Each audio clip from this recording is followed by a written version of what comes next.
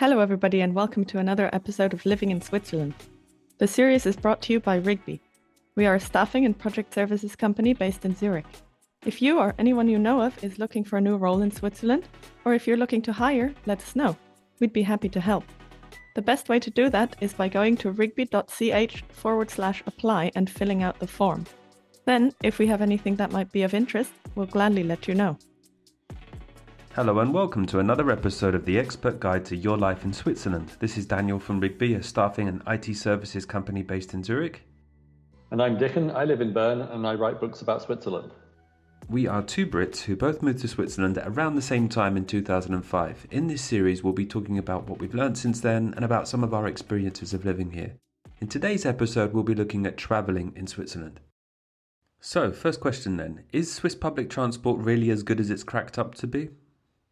You know, when I first arrived from the UK, I couldn't believe how wonderful the public transport here was. I know it's comparing chalk with cheese, but the fact that you could buy one ticket to cover all forms of transport was amazing to me. And to be honest, it still is. Imagine a ticket that covers train, bus, cable car, and mountain train. 4 different companies, no problem at all. Not forgetting that the timetables are integrated across all those companies, along with the post bus as well. So when a train arrives in a local station, there's usually a bus waiting to take you further. And of course, punctuality is good. The Swiss are famous for it, but it is worse than it was. It's down to around 92%, which sounds amazing if you're British, but in Swiss terms, this is shocking. And the trains and buses are clean and comfortable. And I think one of the best advantages is that train tickets are valid for the route, not for the train. So, for example, between Bern and Thun, it could be a Swiss Railways SBB train, it could be BLS, the local train, it could be a German one or an Italian one, it could be a local service or an intercity express. The same ticket, no surcharges, no surprises. So now a question for you. I only ever use public transport because I don't actually own a car. How about you, Daniel? Yes, we have a car. In some cases it's convenient if you have to go shopping or for those few trips where you'd have to change trains or trams a couple of times, it's just quicker and more direct to go by car. But most of the time, to be honest, it's easier to get around on public transport. I mean, I can think of many times when we've been sitting in gridlock traffic in the city and a tram will glide past you because, of course, they have their own space on the roads and they aren't subject to the ebb and flow of traffic like a London bus would be, say. It can be tempting to jump out of the car and chase after the tram. But what would you say, Dickon, to those who complain that the public transport system in Switzerland is expensive? Yes, I have to say that is the biggest drawback. But you could also argue, like anything in life, you get what you pay for. Trains are expensive in Britain too, but the service there is much worse. So I'd rather pay more and get more. But also, there is more to it than just the headline price. It is expensive, but there's very little competition from buses. There's no version of National Express. So trains have a monopoly on long distance routes. So for instance, you can't hop on a bus from Zurich to Zermatt and get a cheap bus ride. What I do like is that the popular lines subsidize the less used ones. So really busy routes like Zurich-Bern are used to make sure that the rural routes survive. And I think that's the sign of a grown-up network. And of course, there is one big bonus. There is no compulsory reservations on regular trains. So unlike Italy, for example, where you must pay to reserve a seat on an intercity train, here you don't. The only reservations you have to make are for some tourist trains like the Glacier Express. What's your take on this cost versus value conundrum in Switzerland? Yeah, well, I think it's worth every penny. So for the most part, you have a system that you can rely on that's punctual, clean, safe, and that can get you almost anywhere in the country. So I'm all for it. All right, well, before we get stuck into the more interesting train rides in Switzerland, let's first answer the quiz question from last week, which was, what is the longest train ride that you can take in Switzerland without changing trains? And the answer is the Glacier Express between Zermatt and St. Moritz. The whole trip takes 8 hours and 19 minutes, so not exactly express in the sense of being fast, more in the sense of it not stopping very often. The first trip was in 1930, and the line has 291 bridges and 91 tunnels. And have you been on the Glacier Express, Dickon? Would you recommend it? For someone who writes a lot about Switzerland, I don't think I'd be allowed out in public if I hadn't been on one of the most famous train rides. So actually, I have been on it in both directions, in winter, in summer, and in both classes. It really is worth it for the scenery and the experience, but the downside is it's a whole day. And it's a whole day sitting in a train, so it might not be for everyone. I'd say there are some shorter scenic train rides, which could be better options if you don't want the whole day. So, for example, the Bernina line in Graubünden is possibly my favorite train ride. It winds through the mountains with so many bridges and tunnels, you kind of lose track, and amazing scenery on all sides. Of course, there's Jungfraujoch, which is for many people the bucket list trip.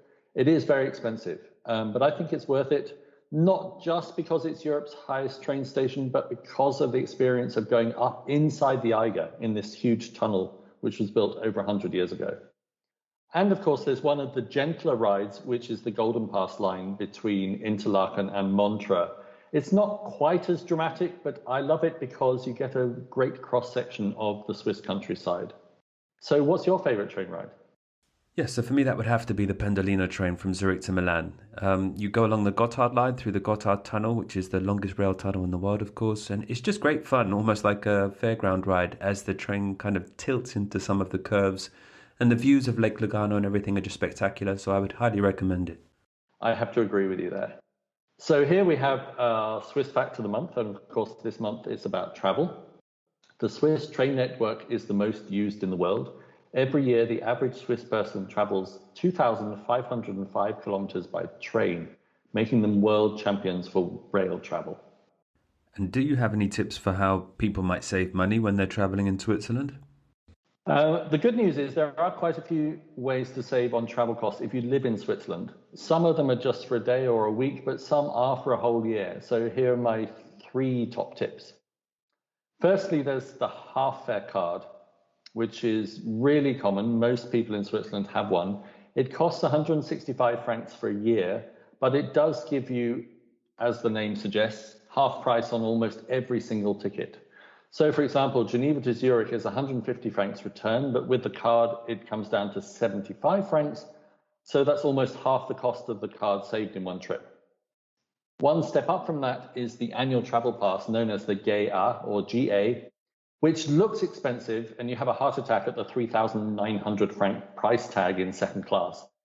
But basically, you get every single form of transport included, except some of the tourist mountain trains. And there are reductions on that headline figure for children, for seniors, and for couples who live together. A shorter version of the annual travel pass is the day travel pass, which gives you the same thing, every form of transport across the whole country, but just for one day.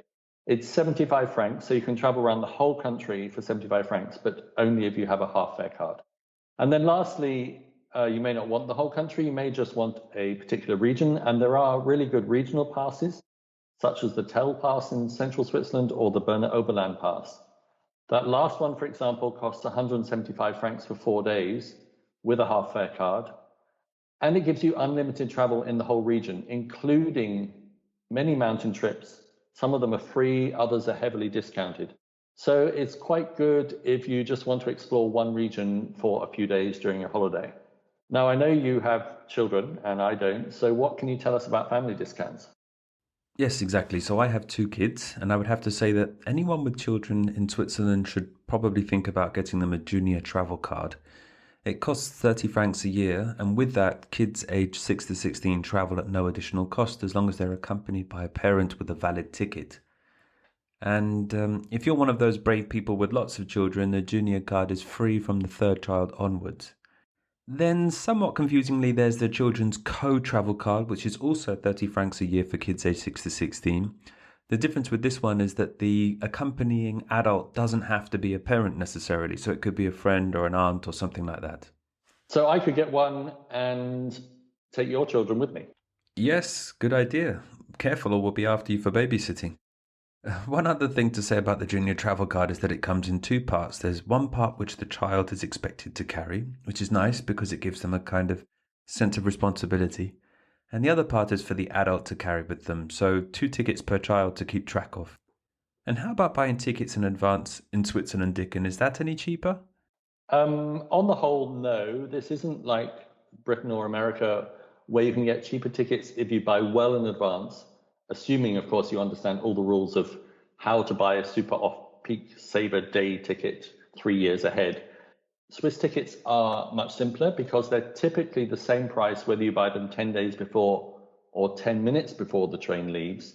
But There's always a but. of course there is. This is Switzerland and nothing is ever straightforward. Super Saver tickets with big reductions are available on certain routes and trains, but And there's another but. only online. And you have to travel on a specific train.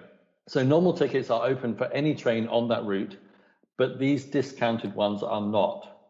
And there are a few other things to remember about buying tickets in advance or not. There is no such thing as a cheap day return. So going to Zurich from Lucerne and coming back the same day. And there's really not much of a discount for booking both legs at the same time. So outward and homeward journey at the same time. There isn't really the idea of off-peak. So a train in rush hour is the same price as one mid-morning when the train's empty, except with those Super Saver online tickets when you buy for specific trains, which are nearly always outside rush hour. So are you a planner or are you more spontaneous? Oh, I'm more of a planner for sure. I mean, it's exciting to go on an adventure on the spur of the moment, but for me, the planning and the anticipation, it's half the fun. Yeah, me too. And that's why I think the Super Saver tickets can really be a benefit to some people who like to plan in advance. Yes, good point. And those day passes that you mentioned, Dickon, what's included in those? Well, I think these are great. And I think this is one of the huge benefits of the Swiss system. So as you might recall, it's 75 francs for the whole day if you have a half-day card. And for that, you can travel across the whole country. So it does include ships on the lakes, including the lovely paddle steamers. It does include post buses and city transport, although some mountain post buses charge an extra fee because they're not regular services. And even some mountain trips are included. So at the moment, Rigi and Stanzerhorn, for instance, in central Switzerland, and then all the other ones are discounted. And I know you have another tip for saving money on these passes. Yes, so these day passes are also available as so-called saver day passes. These are basically cheaper ones that you can buy in advance online. The bad news is that you have to specify the day that you want to travel, but the good news is that they're also valid without the half-fare card. These usually cost either 29 francs with the half-fare card or 52 without, but there's a limited quantity on sale each day and the prices do rise as they sell out. You can buy them up to 60 days ahead. And it's also great to look out for special offers at places like Co-op and the post office because they very often run special offers of 2 day passes for the price of 1. So keep an eye out for those online or in store. Great. And what if you have visitors from abroad? Are there any interesting options available for them? Yes, of course. The first thing to say is that they can actually buy a half-fare card like anyone else, even though they're not resident in Switzerland. So my parents had one for years because they came very often, and it was really worth them spending the 165 francs a year. But for other trips, there are special offers for people who are not resident in Switzerland or Liechtenstein. The main one is the Swiss Travel Pass, and this is the visitor equivalent of the General Travel Pass, the GA. And it's valid on consecutive days, and it gives you the whole country. So it's exactly the same validity as the Swiss General Pass, but it's only for certain days. So you can have 3, 4, 8, or 15 days in a row. Now, the alternative to that is the Swiss Flex Pass, which is the same concept, but you can choose which days you want to travel within a month. So again, it's 3, 4, 8, or 15 days, but they don't have to be consecutive, but they do have to be within 1 month. And then lastly, there is a temporary version of the half-fare card. So it's only valid for a month, gives you the same benefits as the normal annual one. It's 120 francs. So it's not that much cheaper than the annual one, but it's much, much easier because you can just buy it on the spur of the moment and you don't have to register like you would if you were a resident. Now, have you had guests who've used them? Actually, no. But now that you mention it, why not? You've given me food for thought. The only thing you have to remember is that they have to be non-residents, and you can order it all online these days, and they have to do it before they enter the country. All right. And any last insider tips before we sign off on travel?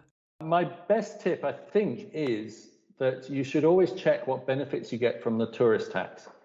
It has lots of different names, but basically it's a tax charged per person per night if you stay in a hotel, a hostel, or an Airbnb. And in many places, with that tax, you get a free public transport card when you check in.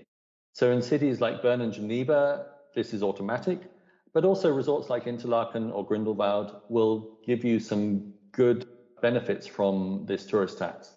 For example, summer months, May to October, if you stay 2 nights in Engadine in Graubünden, you get a free pass for the mountain trains and cable cars.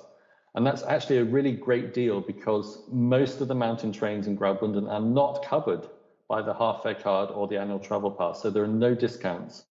And so staying 2 nights gives you free travel on all these great rides. Or in Neuchâtel, there's a new tourist card. You only have to stay 1 night in a hotel or B&B, and it gets you free travel in the whole canton, as well as free museum entry and a lake cruise on Lake Neuchâtel. And Ticino also has one that covers the whole canton. So 1 night in a Ticino hotel and you get free public transport, plus quite good discounts on boat trips, sites, cable cars, museums, things like that. Now that really is a great tip, and I wonder how many people are actually aware of that. Well, I mean, I honestly didn't know about the Neuchâtel tourist card because Neuchâtel is so close to Bern, so I've never stayed the night there. But now I've realized that when I have guests, I take them to Neuchâtel and will definitely stay overnight so that they get free travel. Yes, that makes good sense. Well, there's so much to say about travelling in Switzerland that we haven't had time to cover today, like favourite hotels and restaurants. And sites and museums. Right, well in that case we'll have to revisit this topic another time, but not next month, because that's when we'll be looking at Swiss history. Indeed, and for that I have the quiz question of the month as a teaser. So what happened at Rütli Meadow? Ah, now there's a good bit of Swiss folklore, and we'll give you the answer to that one next time. And thanks to you for listening. We'll include links in the show notes to our guest and to further materials about some of the topics that we've spoken about today. If you enjoyed the episode, please leave a review on your favorite podcast platform. Once again, this podcast was brought to you by Rigby. We're a staffing and project services company here in Zurich. If you would like our help either to hire or to be hired, let us know. Best way to do that is by going to rigby.ch/apply and filling out the form. You can also sign up for our newsletter at rigby.ch/newsletter to receive our Living in Switzerland guide. We'll send you 1 email per month about expat-focused news and jobs in Switzerland. So thanks, and until the next time.